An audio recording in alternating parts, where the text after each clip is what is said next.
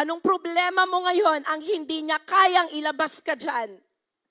Anong impossibility mo? Anong weakness mo ang hindi niya kayang i-breakthrough ka dyan? Wala po. There is none. There is none. Anong utang ang hindi niya kayang bayaran? There is none.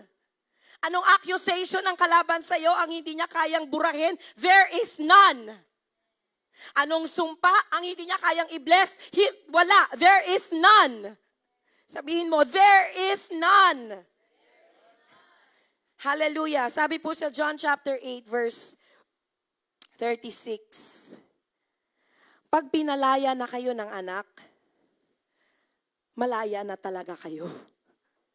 Ang ikli, di ba? Siya na pinalaya na talaga ng anak, malaya na talaga. Ikaw na pinalaya na ng anak, he who the Son sets free. Sino yung Son? Si Jesus. He who the Son sets free is free indeed.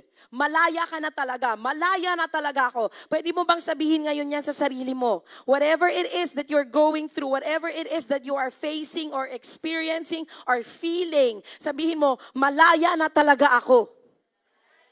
Pinalaya na talaga ako. Convince yourself, even if your feelings are not convincing you, be convinced that you are set free. You are free. You are free indeed. Gusto ko yung word na indeed. Kasi po ibig sabihin ng indeed, sure na sure. Talagang talaga. At walang pwedeng mag-question ito because this is the word of God. Kahit pa sabihin ng konsyensya mo na, totoo ba, malaya ka pa, ba't nandyan ka pa rin? You are free indeed. God will always have the final say about you. Kaya kahit naririnig mo pa yung demonyo, talaga ba? Malaya ka na? Parang hindi pa. I am free indeed. Tuldok. Period. Tingnan nyo po. Period. Pagka period po, ibig sabihin, tapos. Hindi question mark. Hindi ellipsis. Period. Sabihin mo, period. Kaya the next time na marinig mo na naman yung doubt about yourself, about kung malaya ka na ba talaga, Kristiyano ka pero nandyan ka pa rin, Kristiyano ka ba't may ganito kang pinagdaraanan, palagi mo alalahanin itong verse na to. If Jesus has set me free, then I am free, period. Pwede niyo bumang gawin yan. Sabihin niyo kay Satan, sabihin niyo si demonyo, I am free indeed, period. Huwag ka lang magsalita.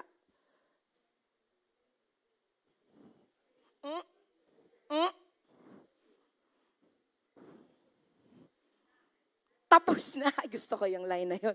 Tapos na, tuldok, wala nang sasabihin pa. Amen. Magaling na ako, tuldok, wala nang sasabihin pa. Sige nga po, practicein nyo yan. I am free indeed, period.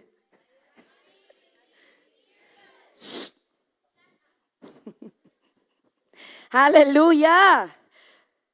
Ay, wala talaga ako masabi because I am so amazed with what God did for us yesterday. Pastora, nakakaingit naman. Hindi ako naka-attend. Huwag po kayo mag-alala. Meron tayo sa April. For everybody. Open for everybody. So don't miss it. Pag nag-announce may divine encounter, ay magsa-sign up na ako talaga. Meron nga nagsabi sa akin kahapon, I forgot.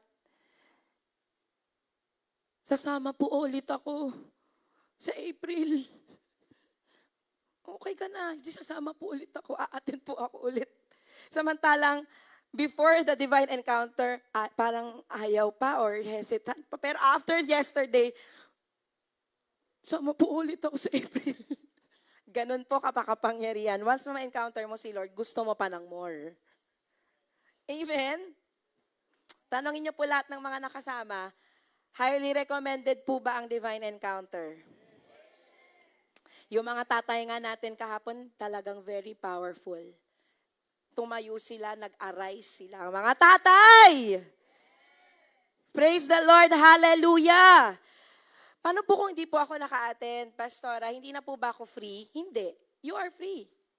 Once you receive Jesus in your life, may divine encounter man o wala, dapat paniwalaan mo na pinalaya ka na niya. Kaya lang po natin ginagawa yung divine encounter is because there are times hindi mo alam na may mga napapasok ka pala na demons or evil spirits through actions. At kaya po natin yung ginagawa kasi ginaguide natin kayo paano nyo palalayasin. But it doesn't mean na kung hindi ka naka-attend ng divine encounter, hindi ka saved, hindi ka free. Hindi po. You have Jesus in your life, you are free. You are saved. Amen po. So, lahat po tayo pinalaya na. Paano ba natin ma-maintain? Ito kasi yung usapan dyan Pinalaya ka na, ang tanong, ano nang next? Ano nang susunod? Paano mo ma-maintain yung freedom? Paano mo ma-maintain yung healing?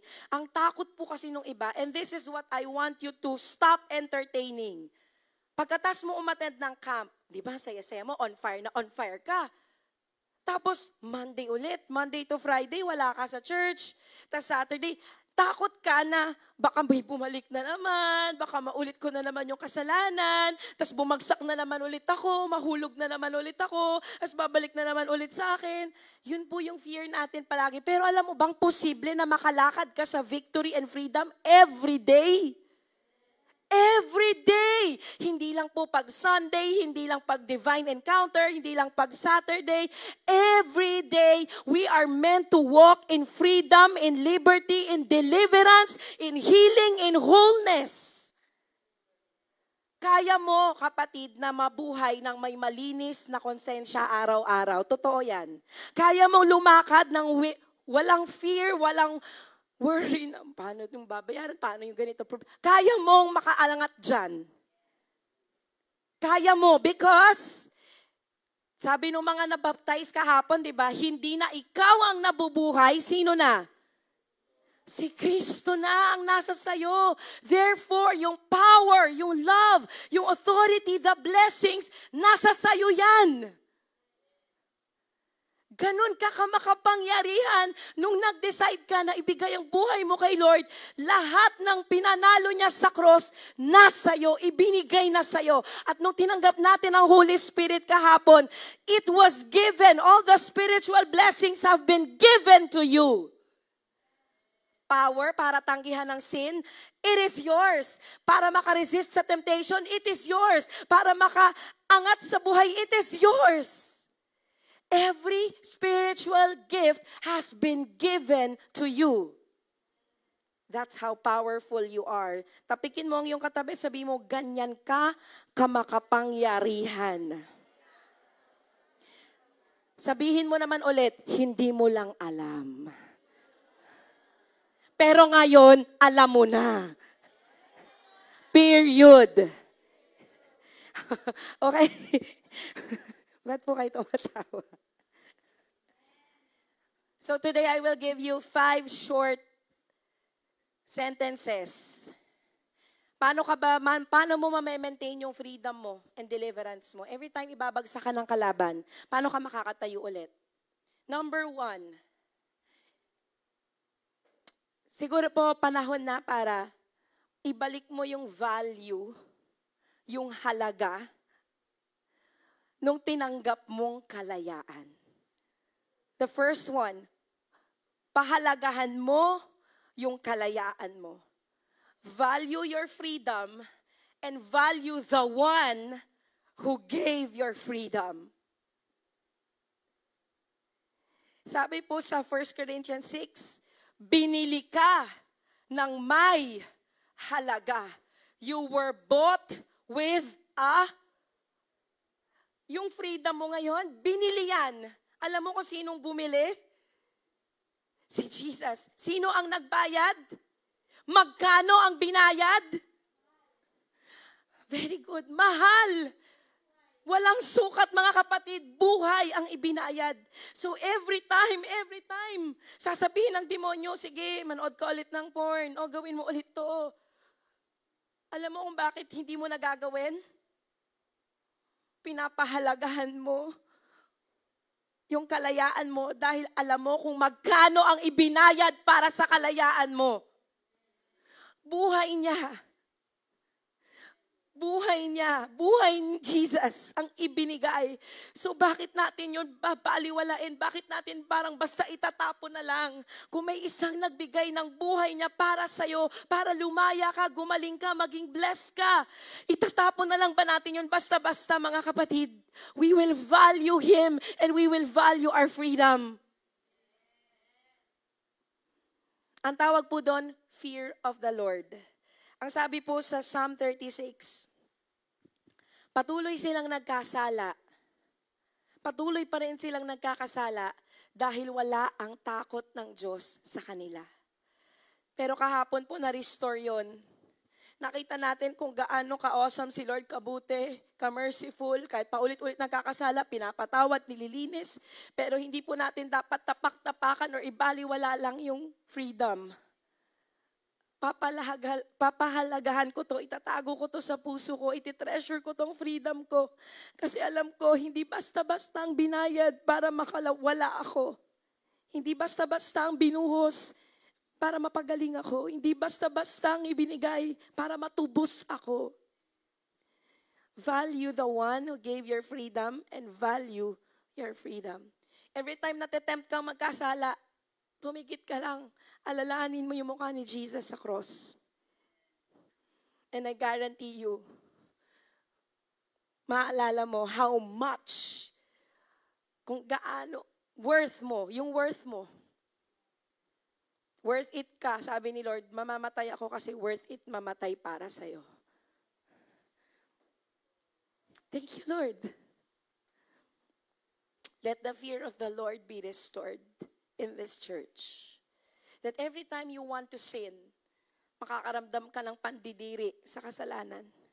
That every time you want to look at something na hindi dapat tingnan, masusuka ka. Aayawan mo na. Ayaw na ng mata mo. Ayaw na ng tenga mo. Ayaw na ng gawin ng katawan mo. I pray that we will all have that fear. Every time gusto mong mag-chismis, yung bibig mo pa ayaw nang magsalita. That kind of fear.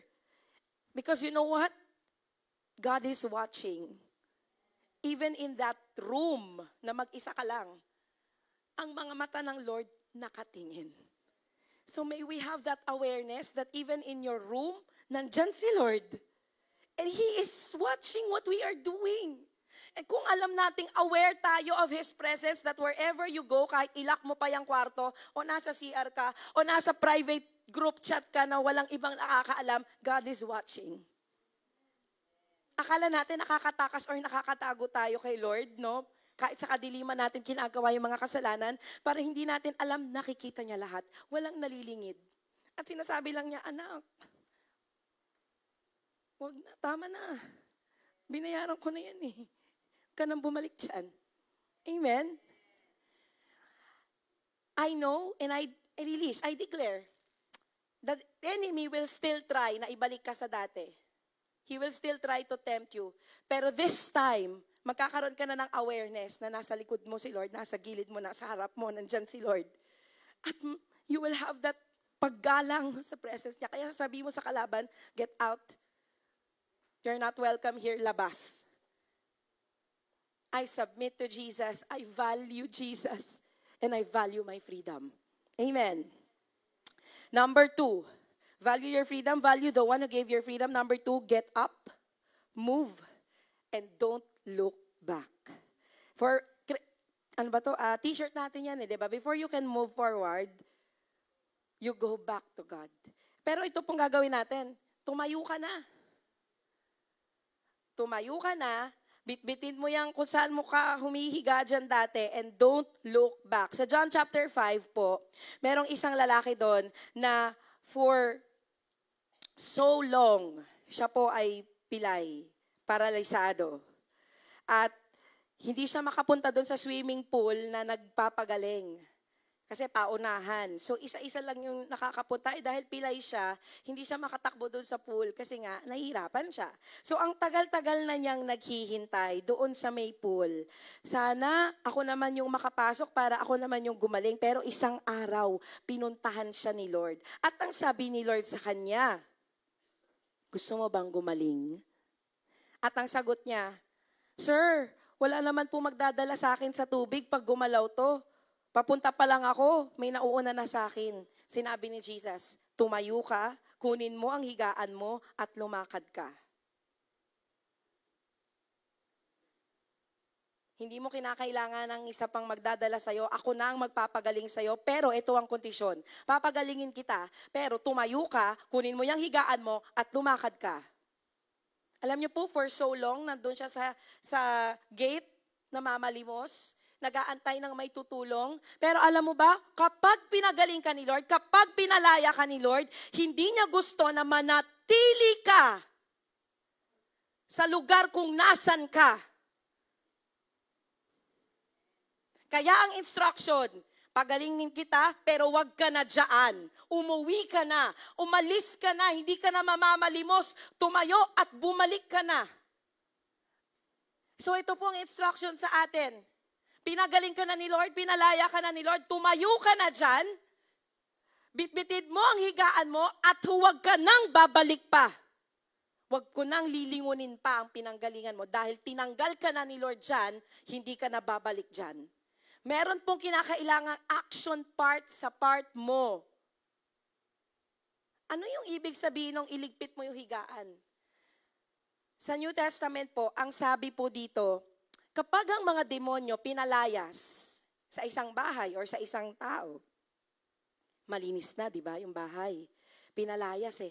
Kahapon po, merong mga demons na nag-manifest. Hindi ko po kayo gustong takutin, but I want to show to you the reality that demons are real. Hindi po tayo dito imbe-imbento lang para sabihin, sa church namin may mga deliverance, Hindi po. Sino bang may gusto, mga kapatid? And every one of us who saw what happened yesterday know na talagang lumabas dahil hindi nila kaya ang presence ng Lord.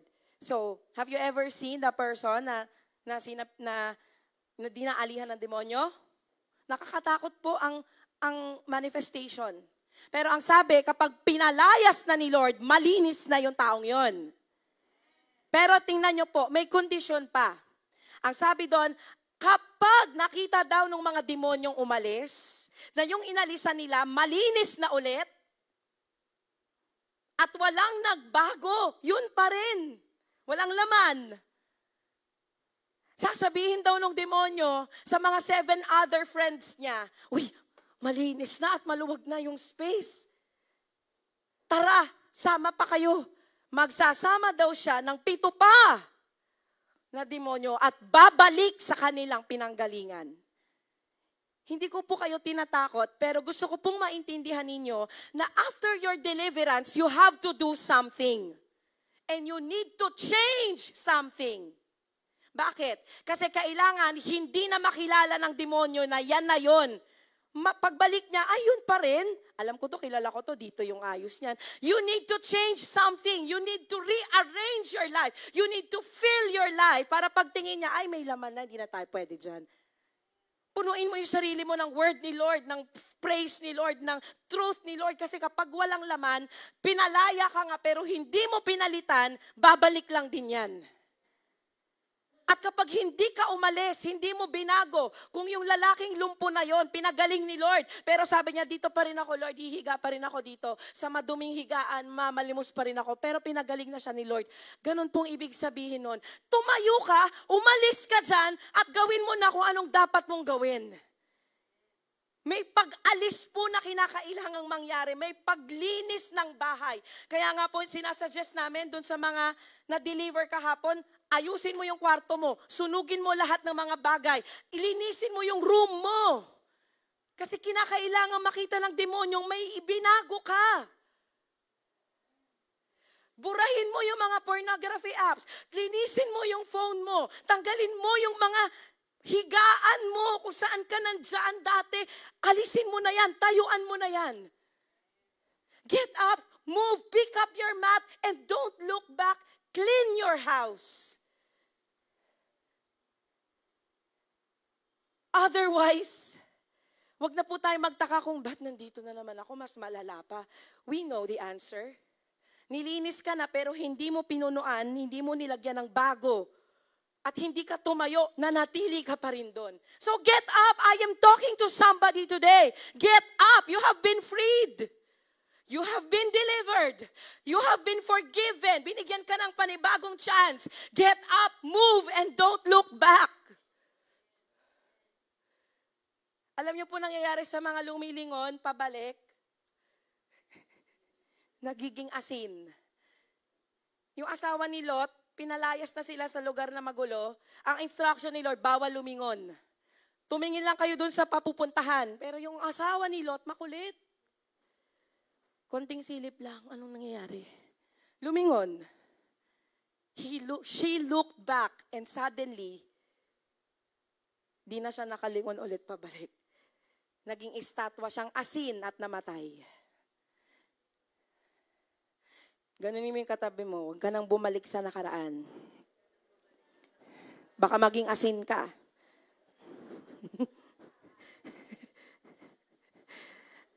Isaiah 43, 18 to 19. Favorite verse to ng marami. Forget the former things. I love the second line. Do not, naku, hindi alam. Read your Bibles, mga kapatid. Do not dwell. Huwag ka nang tumira dyan. Huwag ka nang mamalagi dyan. Get up. You're not meant to stay there. Hindi ka para dyan, para ka sa promised land. You're not meant to stay there, para ka kay Lord. You're not meant to stay there. Yung iba kasi sa atin, hindi mo ma-fulfill yung purpose mo kay Lord kasi nasa sin ka pa rin eh. But you're not meant to stay there. Sabi nga ng isang kapatid natin dito, hindi ka na baby. Mature ka na. Hindi ka na boy. Man ka na. So man up. Mature. Do not dwell on the past. For see. Sabi ni Lord, di pa tapos eh.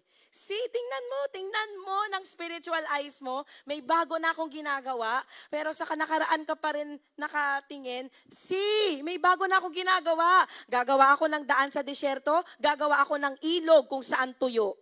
Ibig sabihin nun, when you choose to not to look to the past, God can do the impossible. He will do a new thing in your life.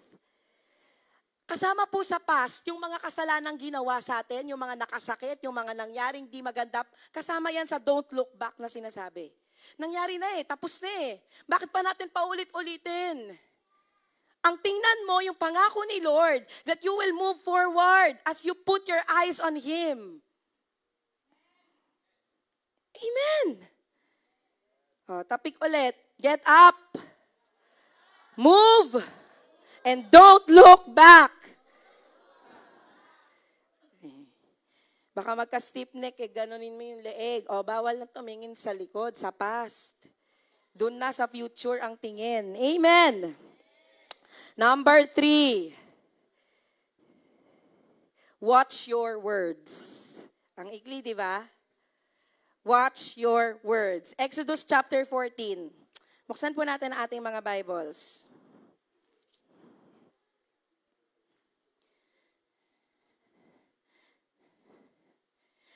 Ito po yung kwento na nakalabas na sila sa Egypt. Babalik ulit tayo. Pinalaya na sila ni Lord. Pinalaya na sila ni Pharaoh. Finally, nakalabas na. Kaya lang, may harang. Yung Red Sea. Si Moses. Oops, dead end. Pinalabas na, pero may dead end. Sasabihin ko po ito sa inyo. Pinalaya ka na ni Lord, pero ang kalaban, hindi titigil, habulin ka para ibalik ka ulit sa dati mo. At ito po yung nangyari sa Exodus chapter 14, nakalaya na sila. Pero nagbago isip ni Pharaoh, sabi, habulin natin sila, pabalikin dito sa Egypt, dapat maging alipin sila ulit, habulin natin sila. Spiritually speaking, alam mo ba, hinahabol ka ulit ng mga demonyo? The enemy is after you. Shucks, nakawala na si Pat. Hindi pwede. Dapat manatili lang si Patty sa kasalanan. Habulin yan! Tingnan niyo po ang sabi dito. Nung makita nila na napalapit na ang mga kalaban, si Pharaoh at yung army. Nung makita nila, so stuck sila sa Red Sea. Paano kami tatawid? May dagat. Sobrang natakot, verse 10, sobrang natakot ang mga Israelites nang makita nilang paparating ang hari at ang army. Dahil dito, nag-pray sila at humingi sila ng tulong. So tama, yan ang gawin mo, mag-pray ka at humingi ka ng tulong. Pero tingnan niyo po ang nangyari. Pagkatapos nilang mag-pray, itong ginawa nila, sinabi nila kay Moses, wala na bang libingan sa Egypt? Kaya dinala mo kami dito sa Ehipto, sa desert para mamatay? Tingnan mo kung anong nangyari. Nilabas-labas mo kami sa Egypt. Sabi namin sa'yo, hayaan mo na lang kami dito. Mas mabuti pa sana na maging alipin na lang kami ulit kesa mamatay kami dito sa disyerto. Grabe, no? Ang hirap ng kalagayan ng mga leader.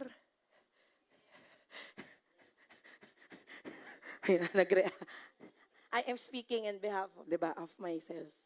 Yung pinalaya mo na, dineliverance mo na, tapos hahabulin ka pa rin ng kalaban eh. Oh, muntik pang mahulog. Hahabulin ka pa rin ng kalaban. At minsan magpe-pray ka pero yung prayer mo out of fear. Nag-pray sila pero dahil takot sila, nangibabaw yung takot, kaya ang nangyari, hindi nila napigilang magsalita. Ano yung lumabas sa bibig nila? Imbes na, I am free indeed. May gagawin si Lord. Pinalaya tayo ni Lord. Kaya huwag kayong matakot. Kaya nga yun ni Lord, hatiin yung dagat. Hindi ganun yung lumabas. Ang lumabas sa bibig, ano po? Balik na lang tayo dun sa dati. Nakakita lang ng panibagong challenge or problema, gusto na ulit bumalik sa Egypt. Samantalang nung nandun sila sa Egypt, sabi nila, Lord, save us. Ayoko na dito. Tanggalin mo na ako dito. Save me. Sinave sila ni Lord. May Red Sea lang. Balik na lang kami kaysa mamatay kami dito sa desyerto. Balik na lang. Moses, kasalanan mo to kung hindi mo kami nilabas. Buhay pa sana kami. Patay na ba sila? Advance, nagpo-pronounce na nga sila ng death na mamamatay sila doon. Alam niyo po, sometimes that's what we do. Wala nang pag-asa to. Shucks, we're hopeless. Lika na, umano na, gawin na lang natin yung paraan na kaya natin. Ano, sige. We are panicking, we are worrying, we are trying to do things on our own because we are fearful. At sasabihin mo na lang, but sana hindi na lang ako nag-church, hindi na lang ako matid ng DE. Dumami pa yung problema ko. Sana bumalik na lang ako sa dati kong buhay. Saan hindi na lang ako nagbasa ng Bible, hindi ko na lang nakilala si Lord. Mas maayos pa buhay ko eh. Ang dami po nagsasabi sa akin, Pastora, bakit nung lumapit ako lalo kay Lord, nung nag-divine encounter ako, bakit po sunod-sunod ang problema? Gusto mong malaman yung sagot? Basahin mo yung Exodus chapter 14. Unang dahilan, dahil takot na takot ang kalaban na makaalis ka, kaya hahabulin ka niya. Pero itong number 2 reason, kaya ka rin niya hinahabol dahil alam niya na sobrang lapit mo na sa lupang pangako. At pangatlong reason, alam din niya na ang Diyos mo kayang hatiin niyang impossibility na yan at makakatawid ka. So ibig sabihin, pag nakatawid ka, lalayo ka na lalo sa kalaban. At lalapit ka lalo kay Lord. Every time, maiisip mo, bakit ba dumadami ang problema ko pag lumalapit ako kay Lord? Buksan mo ang Bible mo, basahin mo sa Exodus chapter 14. Remind yourself of the truth. Sumagot si Moses, ang ganda pong verse nito. Huwag kayong matakot. Hindi ko alam kung galit na siya dito, no? Pagkatas ko kayo ilabas. Ngayon, sisihin niyo ako. Walang ganun. Kaya yung mga leaders dito, wala po tayong ganun, di ba? Pagkatas kita ipag-pray. Joke lang. Sumagot si Moses, huwag kayong mga takot. Tatagan nyo ang loob nyo. Makikita nyo kung ano ang gagawin ni Lord para iligtas kayo ngayon.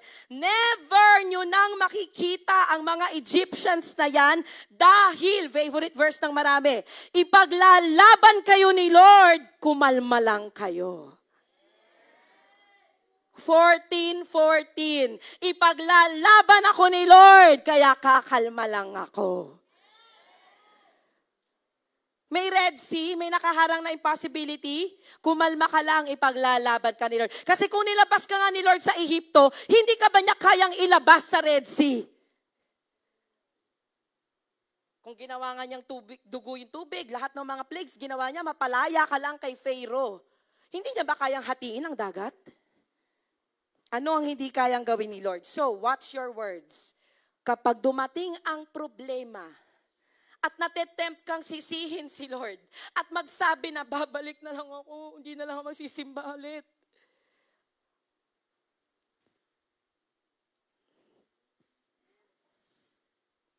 Sabihin sa katabi mo,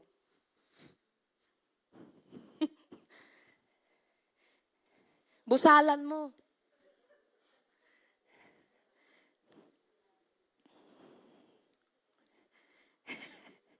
Sa mga mag-asawa, pwede niyong gawin yan. Ganunin niyo yung bibig. Yung mga mag-asawa, ginagawa na, oh. Tinatakpan yung bibig ng asawa nila.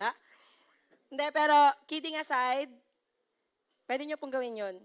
Oops. Hindi maganda ilalabas, huwag ka na lang magsalita. O kaya, oops, tanungin mo muna, confirm mo muna, ano sasabihin mo? Verse ba yan? O, sige. Ano yung i-declare mo? Wait lang, di pa nga ako tapos. Paglalaban tayo ni Lord. Yun ang sasabihin ko.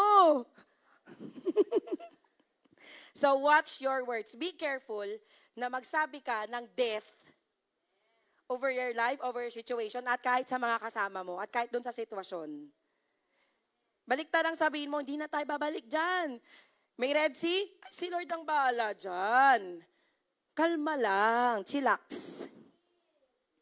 Chill. I love the word, Mama PY. Chill because the Lord will fight for you. Okay, number 4. Praise no matter what. Yun ang naging dahilan para makalabas si Paul at si Silas sa kulungan. Sa Acts chapter 16, nakulong. Ano ang ginawa nila? Umawit sa Panginoon. Ganda-ganda nung kanta kanina, umaawit, nagpupuri, papuri kay Yahweh. Kahit maubos ang boses natin. Yahweh, Yahweh. Parang pag sinasabi mo sa kalaban, kahit anong gawin, hindi makikinig, ako'y magpupuri. Yahweh, Yahweh. Manahimik ka, sinungaling ka. Oh. Yan ang awitin nyo. Ulit-ulit sa kalaban, asarin nyo ang kalaban. Na the more na binibigyan ka ng problema, sumayaw ka. Umaawit, papuri kay Yahweh. Ang saya-saya. Sabi ng demonyo, ano ba ito? Kahit anong gawin ko, nagpe-praise and worship pa. At alam niyo mangyayari, God will send an earthquake. Praise is your weapon. Alam niyo pong isang magandang nangyari kahapon sa Divine Encounter, wala pa kaming ginagawa. Praise and worship pa lang. And I believe, isa sa naging susi doon because many people were shouting praise. Shout! Iba yung shout eh, hindi kagaya ng mga ibang DE talaga. Like we felt na parang kailangan mo siyang ilabas eh, Jesus! I am healed! I am shouting for my family! Jesus! Doon pa lang nayanig na. At may mga deliverance na nangyari during praise and worship pa lang. That's how powerful. Akala mo, meron ako dito sinabihan, akala mo wala-wala lang yung boses mo. Pero alam mo bang, once you begin to sing to the Lord, weapon mo yan. Kahit wala ka sa tono, weapon mo yan. Shout your praise no matter what. Praise no matter what. Sabi nga sa favorite song nyo, naintindihan nyo ba yung lyrics nun? I praise in the valley. Praise when I'm sure. Praise when I'm doubting. I praise when outnumbered. Praise when surrounded. Praise is the waters. My enemies drowned. And yun eh, nilunod ni Lord dun sa Red Sea yung mga kalaban. As long as I'm breathing, I have a reason to the Lord. O, diba? I praise when I feel it. And I praise. Oh, ano sabi? Nararamdaman mo daw, hindi. I will. I praise because I know you're still. Oh, sabi mo yan. I praise because I know God is in. Kaya hindi ako mag-worry, magpe-praise ako. Whether good or bad, praise. No matter what, praise. Hallelujah! As long as I'm breathing, I've got a reason. The Lord, oh my soul.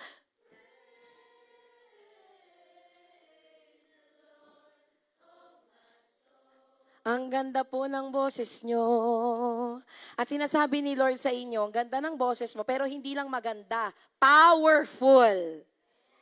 Kahit hindi mo lumaban, wala kang pera, wala kang solusyon, wala kang gantong pang-solve sa problem mo, praise is your weapon. Hallelujah. Number 5, and this is the last. Keep your eyes, yes, on the ark, on the prize, on the one. Kanina pa natin kinakanta. Keep your eyes on the ark. Sa Joshua po, chapter 3.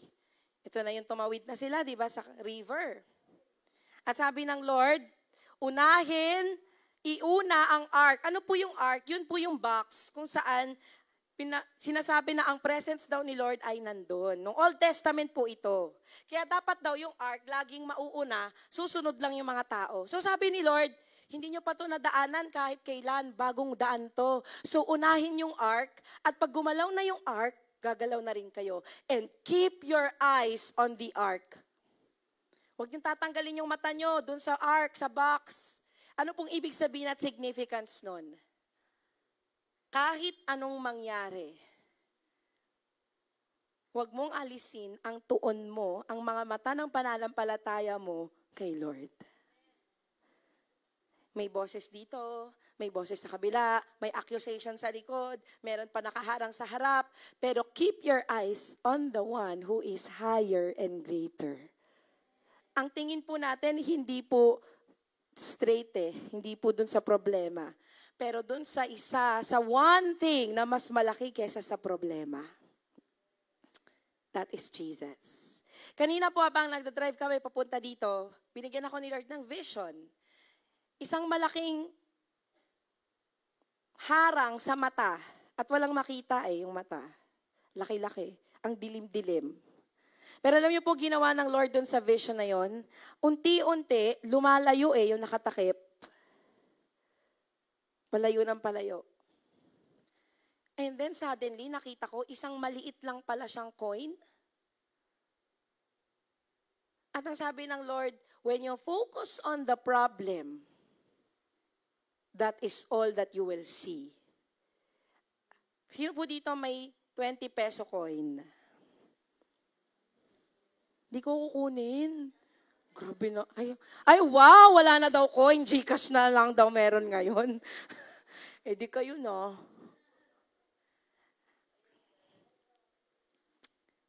Mga barya girlies. Pag nilagay ko po to sa mata ko, like so close to my eye, and I open my left eye, to be honest po, wala po nakikita yung left eye ko, kundi itong malaking coin. Pero kapag tinanggal ko yung focus ko dito sa coin na to, palayo ng palayo, Anami, layo mo. Palayo ng palayo, ng palayo, ng palayo. Ang dami nyo pala dito. May malaki palang picture. At yung malaki pala na yun, ganito lang kaliit. Kaya alam mo, sinasabi ni Lord sa'yo, yung malaki mo na yan, ganito lang, katuldok lang yan sa magandang plano ni Lord. May picture na malaki na pinipaint si Lord at yan, kailangan yan. Kasi tuldok yan Pero hindi yan yung bigger picture. Ibig sabihin, hindi pa tapos si Lord. Kaya wag mong i-focus dyan sa maliit na coin. Ilayo mo yung perspective mo. Tingnan mo na may ginagawa si Lord sa buhay mo na maganda. Because He is the author and finisher of faith, of our faith. At lahat ng mabubuting bagay galing sa Kanya. Ibig sabihin yung pinipaint niyang picture maganda. Keep your eyes on the ark. Okay, ganun, tingnan mo yung katabi mo. Sabihin mo, keep your eyes on Jesus. Keep your eyes on Jesus. Keep your eyes on Jesus. Sa susunod na marinig mo yung kasama mo sa bahay na parang ang laki-laki ng problema, uy, ganito na naman, paano gagawin natin? Bigyan mo ng 20 peso coin. Tapos, sabihin mo, lagay mo dun sa mata mo, ha? Tapos ilayo natin. Di ba lumiit na? Maliit lang din itong problema natin compared sa greatness of our God. Para saan pa yung kinakanta nating, You're the name above. Pag sinabi mo kasing name above all names, ibig sabihin, the name of Jesus is greater than sickness, problem, depression, anxiety. Dapat nandito si Jesus. Hindi nandito sa ilalim. Hindi last option. Una. At laging una. Hallelujah! So, mga kapatid, that is how. 5 lang yon. Number 1, value the one who gave your freedom and value your freedom. Number 2, get up, move. Change things. And don't look back. Iba po sa atin dito, naglinis nga ng kwarto Tama? Nagtapon ng mga dapat itapon. Number 3, watch your words. Number 4, praise. No matter what. And number 5, keep your eyes on Jesus.